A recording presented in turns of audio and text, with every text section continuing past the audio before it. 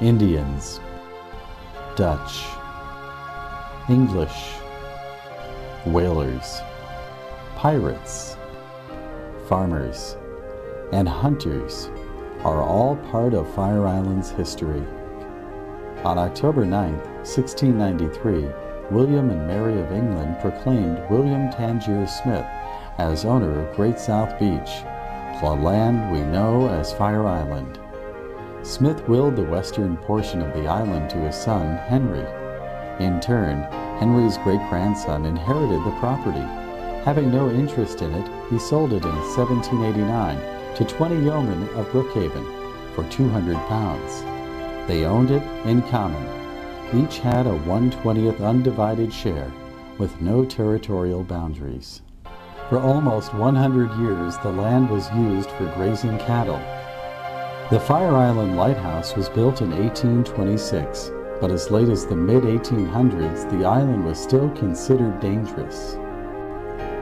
Then, in 1855, David Sammis purchased what he thought were sufficient shares of land to entitle him to use 120 acres east of the lighthouse. He first built a chowder house to cater to hunters, fishermen, and yachters. The following year, 1857, he opened the luxurious Surf Hotel. Considering that most of the people staying at his hotel were wealthy and sophisticated, Sammis tried to stop farmers from grazing their cattle on the property. This act eventually triggered lawsuits challenging his right to the land for the generations of heirs from the original 20 yeomen. It led ultimately to the Great Partition of 1878, which divided Fire Island into 78 parcels. In September 1892, some passengers traveling from Hamburg, Germany to New York on the Normania came down with cholera. They were taken ashore, but officials wouldn't allow the remaining exposed passengers into New York Harbor. So they were transferred to a smaller boat, the Cepheus, and ferried to the Surf Hotel for quarantine. They were met by a mob from the mainland and were unable to dock until the next day, when field artillery ended the revolt. As a result of the quarantine, the state of New York bought the Surf Hotel from Sammis on March 9, 1893. The attorney for the state wanted to assure a clear title for the land, so he did an extensive search of the quitclaim deeds Sammis had collected. The last claim against the property was finally settled in 1923. Captain Celia Clark and George Weeks purchased Partition Lot 6 in the Sammis estate in 1923. Partition Lot 6, Fair Harbor. Clark and Weeks promoted Fair Harbor mostly to the working class in Bay Shore, and those with pioneering spirit and foresight did buy. And they passed the news on to their families and friends, who also bought. In 1923, my mother was shopping in Bay Shore, and she stopped at the Morris Friedman's hardware store, and he said if she had any money to invest to come to this place called Fair Harbor. And so she came over with my father, and when they got here, they walked up to the ocean and sat at the gazebo, and she looked around and she said, "What a beautiful place. I think I died and went to heaven." And she could see over to Bay Shore, and they could see out into the ocean.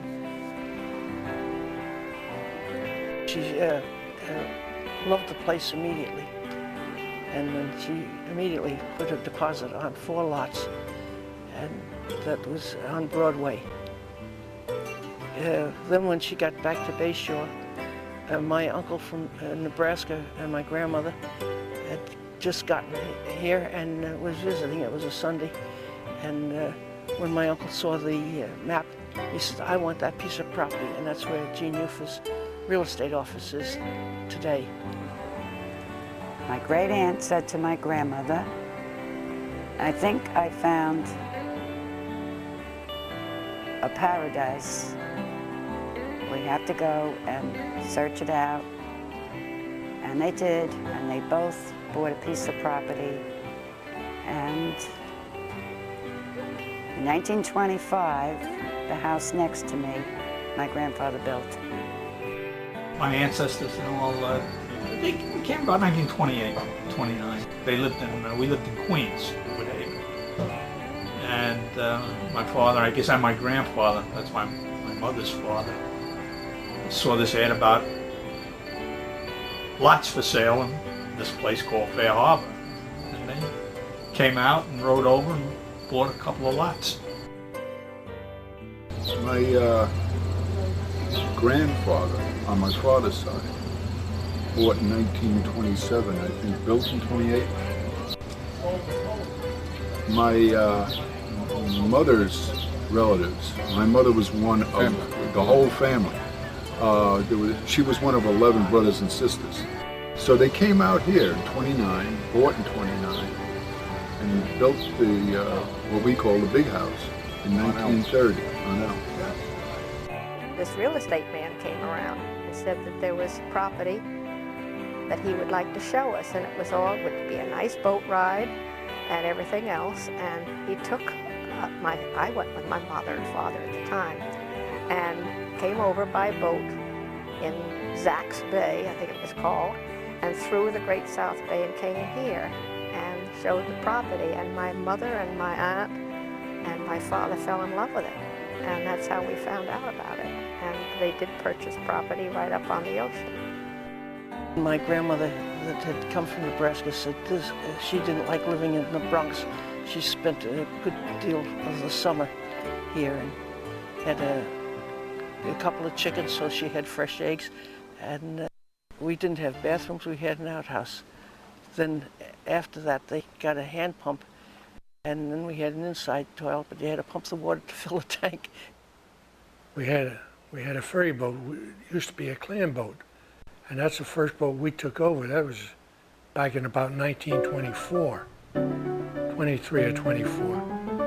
And we get on there, and I think we paid 10 cents or a quarter to go back and forth. And they had it anchor off the beach. We went in on a rowboat until finally they got a dock out there, so we could get to the dock, and then we could get into shore. In about a year, my mother was so excited about the place, and somehow or other Grasniks had to move out of their store on Union Avenue in Bayshore, and they were interested in this place. They came over, looked at it, bought, and built the Pioneer store. Then Ernie Grasnick had to get his boat. He bought the Zuzu and went back and forth to Bayshore for groceries and ice. Not having electricity, we had to have ice, and of course that's something that also that Ernie Grasnick brought over on his boat, and the boys would fill up the ice wagons. He had 3 or 4 of them, and they knew where to go with the ice. And you'd get 25 or 50 pounds of ice, and you had to have that to keep things cold. Some of the houses had electricity, and most didn't. So I developed an ice route. I used to get the ice coming over on Ernie Grasnick's boat, and I used to pick up the ice at the end of the dock. And I had an ice route. I used to deliver it until everybody got electricity, and they put me out of business. That was it. The grocery store could have, they had a Delco, which made electricity for them, for their ice box, the big walk-in ice box that Ernie had built. The ice cream parlor is where the liquor store is now, and that they got the electricity for Delco too, and they could have ice cream. I did work at that Grasnick store for the simple reason that I, as a girl, was an early riser. And when I say early, I'd get up at 7 o'clock, whereas my friends down here would always sleep in. So I was alone in the morning, and I thought, and my mother said, well, why don't you get a job? Maybe Mrs. Grasnick can use you. So I went down and asked her if she could use help. Oh, she was delighted to have me. And I was paid 25 cents an hour. And the store was not the kind of stores that we have now, where it's self-service. Mrs. Grasnick was always neat and clean. She always had on a white uniform, so to speak, and I was always had to have a clean apron, which she provided. Some man came in and asked for 3 music rolls, and I hesitated, and I said, yes. So I found Mrs. Grasnick. She was in the back room, and I went in and I said, somebody wants 3 music rolls. And I said, do you carry those?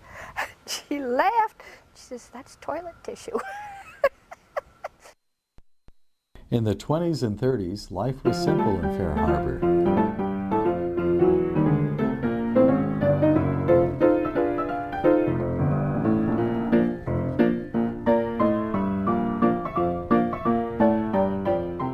There used to be a pier right out into the ocean, and the boats used to go out to the nets that were out there, take all the fish in and bring them to the pier and go across the Fire Island pier and then put them on a boat again and take them over to Bay Shore for getting the fish to the market. And that was a big thing. And by coming into the pier, would take them less than 2 hours to get the fish to the market over here. And you have to remember, in those days, everything was ice and all. We had no refrigeration. It wasn't as things are today. They had to be concerned with keeping the ice down, get it across, and get it to market as quickly as they could. The 30s were rum runner days, prohibition days. Yeah, well, my father was recruited by the rum runners. He and several other men were recruited to meet on the ocean front, where rum runners would send these cases of liquor, throw them overboard. They would float. They were in wooden cases that throw them overboard, and they'd wade out into the surf and bring them ashore. Then they'd cart the cases, carry the cases down to the bay, where they'd meet another rum runner boat on the bayside, and that boat would go to the mainland. We were always taking a shower under the hose, and it was always cold, so we put a water tank up on top of this little room, and all we did was, where the plug was in the side of the water tank, we put a shower head there. So you fill the shower up at night when you were done, and the sun all during the day would heat the water, and then you could take a nice warm shower, you know. But you want to be there early, because somebody, instead of letting it run empty, they'd fill up the shower again. It got cold, and you'd end up with a cold shower, you know. Staying at the big house, that house didn't have electricity yet. Used to pump the water up into a tank in the attic. Yes, and you got back to the ocean. If you were the first one back to get that water, you got warm water. But if you had to pump up the next one, whoever was taking it was all cold. There was no hot water heater, no nothing. I remember kerosene stoves and going down to the dock and going getting the ice from Ernie Grasnick, and that's the way it was. In fact, we didn't have a TV on this set until well into the 60s. Oh, yeah. Or phones. Phones. I mean, there were 2 phones down here. That was it. You know? Not having electricity actually created stronger family and community ties. There's a lot of family conversation, radio.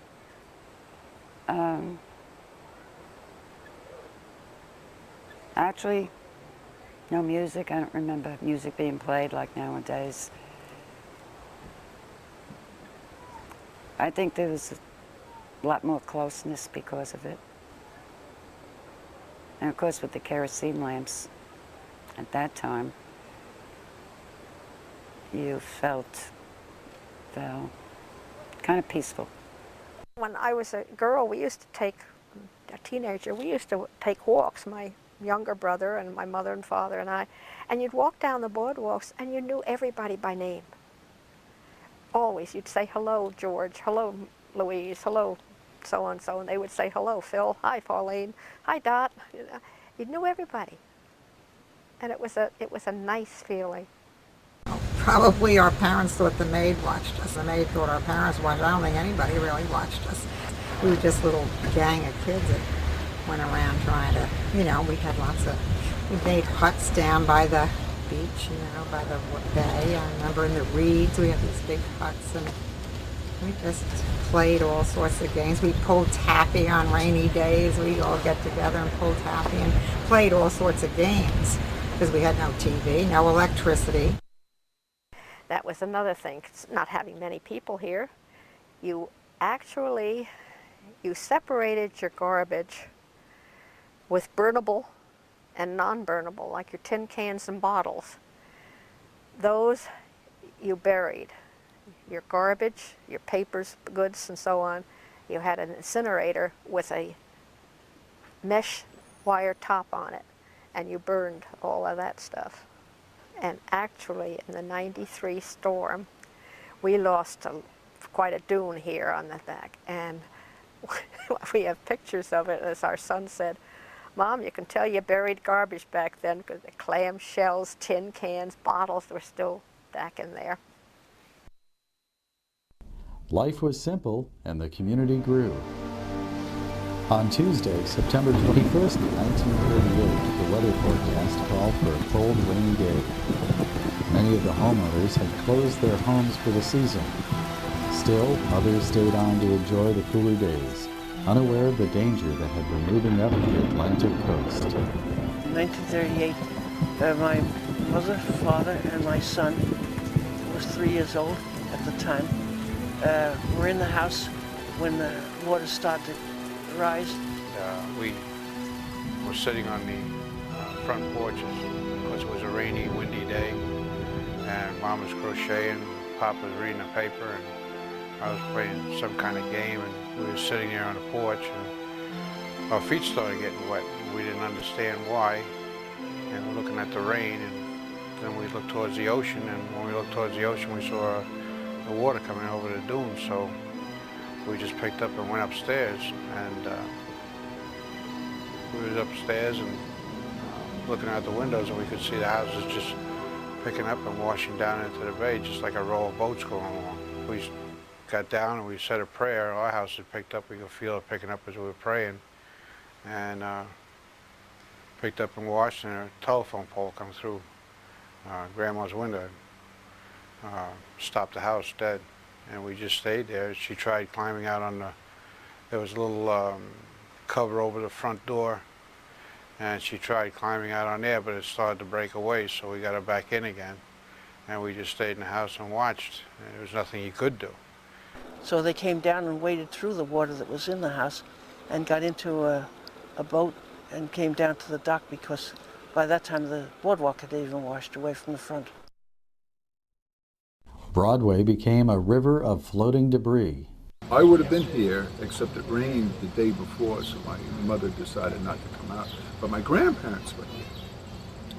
And when it started getting nasty and they were going to go make the boat, they went out and they were closing the door, but there was so much water that a log got jammed into the door.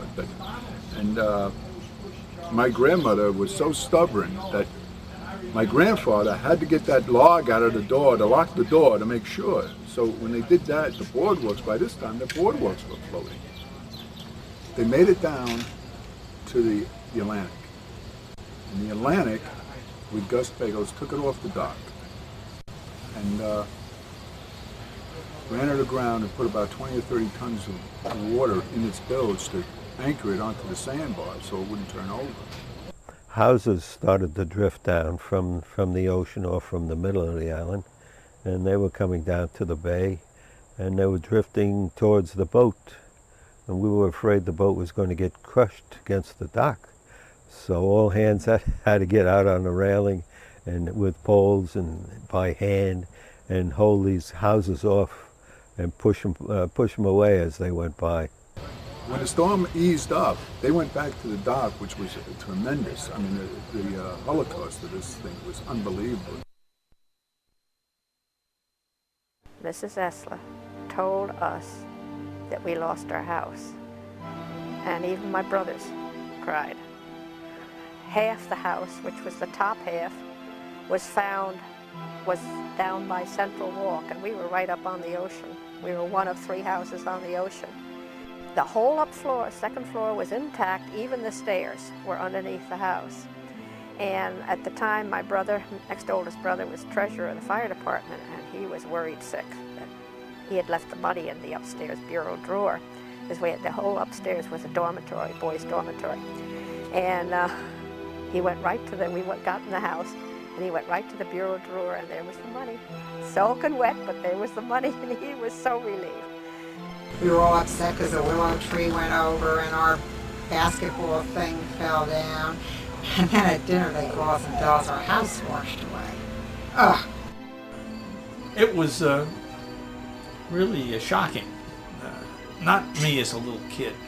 It didn't shock me. You know, it was an adventure. But my wife and I now, we look at it and we say, what would we do? Would we have the, you know, the ambition to say, okay, let's get the house moved back and put it back together again? Pagels actually, after they were sure that they got everybody on the boat, he zigzagged the houses, I guess, that were in the bay, and he got across to Bayshore. Several houses were out on the sandbar right outside of Fair Harbor. The next morning they were out there. And eventually my father and I went out there with a rowboat or two and tore those houses apart, board by board, and brought them ashore, carried the lumber piece by piece up to the lots where the owner still owned the property. And we put the houses back together, board by board. Only 8 houses survived the hurricane of '38. Miraculously, no lives were lost in Fair Harbor. Some owners rebuilt, some sold out. There were a few years of calm, and then World War II began. We had to keep black curtains or dark curtains on our windows, especially we being right on the ocean. And soldiers patrolled the beach. Actually, we were not supposed to be on the beach after dark. Well, we had walking patrols during the winter months. The ocean would come up and freeze as it go back down at low tide. The next high tide coming up, it'd break all that ice up, and it was ice cakes mixed with the sand there. And as we had to walk patrols, we had to go over these clumps of ice. And sometimes you'd be on top of them and you drop right down and you'd keep right on walking. So it was kind of rough. During the war, of course this was in '43, during World War II, there were cargo ships sunk off the island, off Long Island or Fire Island.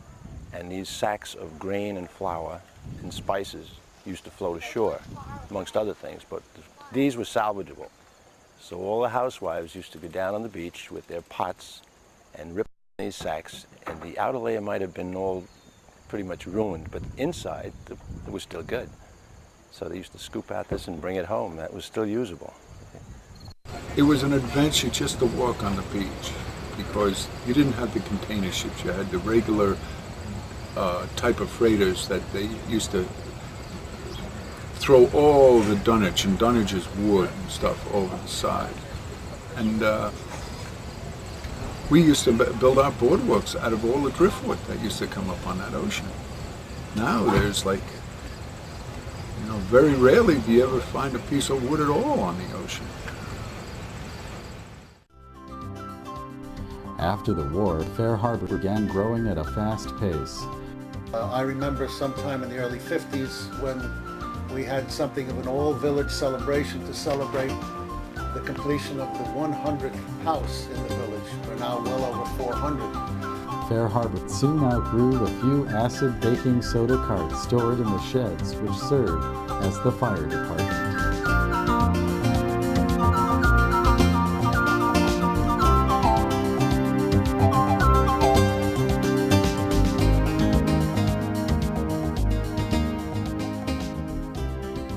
Many residents of Fair Harbor volunteered their time to build a new firehouse in 1950. My dad, being a mason contractor, offered his services, and he offered the services of his #1 man, and they accepted it, of course, and he was the one that was in charge of almost of the building the firehouse in 1950.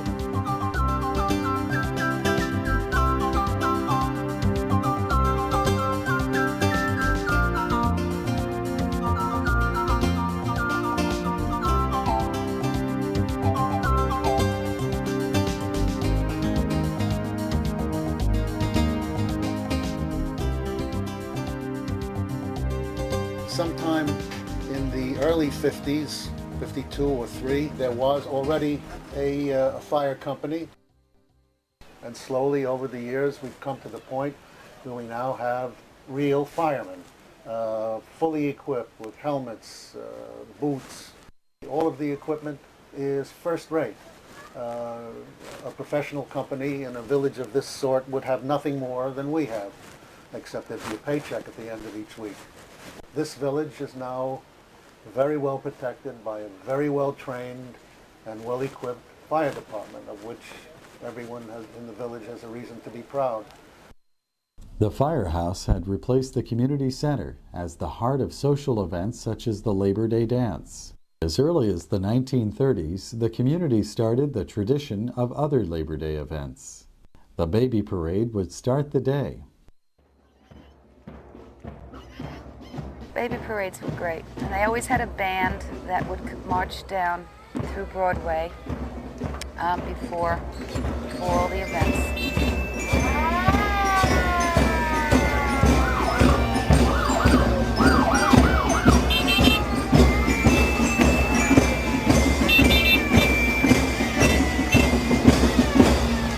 Pie-eating contests were fun for everyone, and messy too.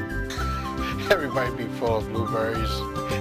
The thing that was great about the whole thing is we held it all down by the bay, so if you got in a blueberry pie eating contest when you went down, you get down, dive in the water, and wash off, and then you go in a grease thing and dive in the water and wash off. It was just, you know, everybody was in their bathing suits all day long. You just got sloppy. Two other favorites were the greased pole and the greased watermelon. So you took a flagpole and they put it out over the water, and then somebody get in a boat, or two guys would get in a boat with a bucket of grease, and they greased the flagpole from the dock out over the water. And then all the participants would go down and get wet and roll in the sand and get it all full of sand and everything, so that they could go out on this greased flagpole. And then they would take shots at going out, climbing along the grease pole, finding their best way of doing it, upside down and sideways and all that, sitting on it, trying to get to the end of the pole. And 9 out of 10 would fall into the bay. The greased watermelon was a free-for-all, with everyone trying to get the melon up on the dock. It was an event usually reserved for larger kids. It was an age bracket, you know, so it was maybe the older kids. They'd throw in one watermelon, and then you fought over it. Well, if you weren't over 16 or 17, you were in big trouble, because a couple of the guys got pretty rough. You're just about drowned by the time you get done, you know. Everybody's all tired out from trying to get this watermelon up on the dock. Swimming races were one of the original Labor Day events, open to everyone.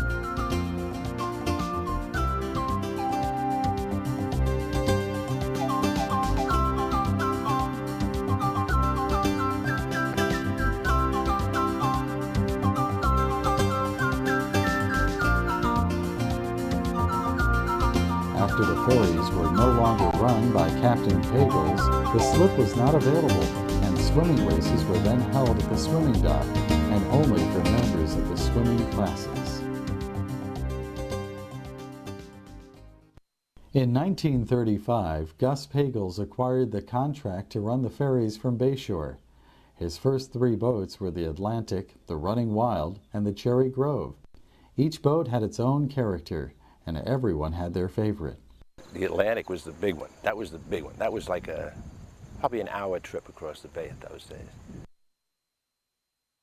The Running Wild was the Cadillac. That was a rum runner during the Prohibition. That was probably one of the fastest boats in the bay. And everybody liked the Running Wild. That was one of the favorites of everyone, really. Oh, my favorite ferry, and I think most people would say this was the Running Wild.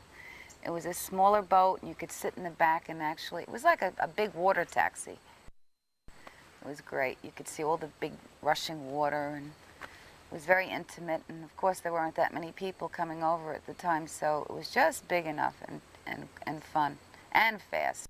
Captain Pagels had his newest boat, the Isle of Fire, decorated with pennants and flags. The crew dressed as pirates and invaded Fair Harbor. It was especially exciting for the kids. They were given treasure maps to find pieces of 8 buried in the sand around the dock. Some jars that held the treasures were never found. When Captain Patterson took over the ferry service to Fair Harbor, the old boats were retired. The boom of the 50s also changed the demands on the grocery stores. Ernie Grasnick and his wife had a fight.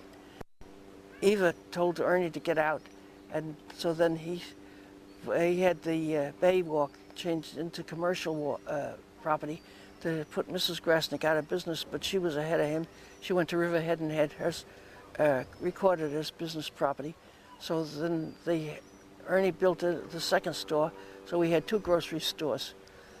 He sold the boat and the store to Eddie Lipinski, and Eddie Lipinski opened it and made it more modern.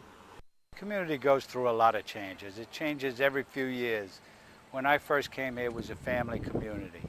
It was people from Bayshore owned the houses, used it in the off-season.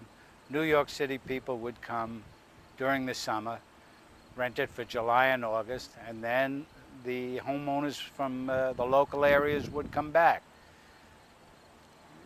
Then the New York City people began to discover the place, and they started to buy the houses. And it became more of a New York City type community. But families stopped coming and the groups started coming in. That was single people that got together, rented a house together, and would have their summers here. That went on through the late 60s and much of the 70s. And then in the 80s, it began to change back into a family community, and that's where we are now. A luncheonette was the next logical addition to the bayfront to meet the needs of the influx of people to Fair Harbor. My mom scrimped and saved every little penny she could get her hands on, and she started doing laundry for people. My mom had met with the Chevennies and said, you know, I got to make a better life. This is just a little bit too hard on the kids. And I had decided, Mr. Chevenny said, you know, there's a luncheonette in Fair Harbor, and it's up for sale. So my mom put me on the bike, and we went to Fair Harbor, and they met with Rose and Carl Larson, and in 1960, they bought the luncheonette, and it was a complete different world for them because, you know, they'd never run a business, and my mom was telling me how she would look at the menu and see, you know, there's tuna fish sandwich, and had no idea what tuna fish was. Baby boomers of the 50s spent hours on end, hanging out, eating french fries, burgers, and ice cream while listening to the jukebox.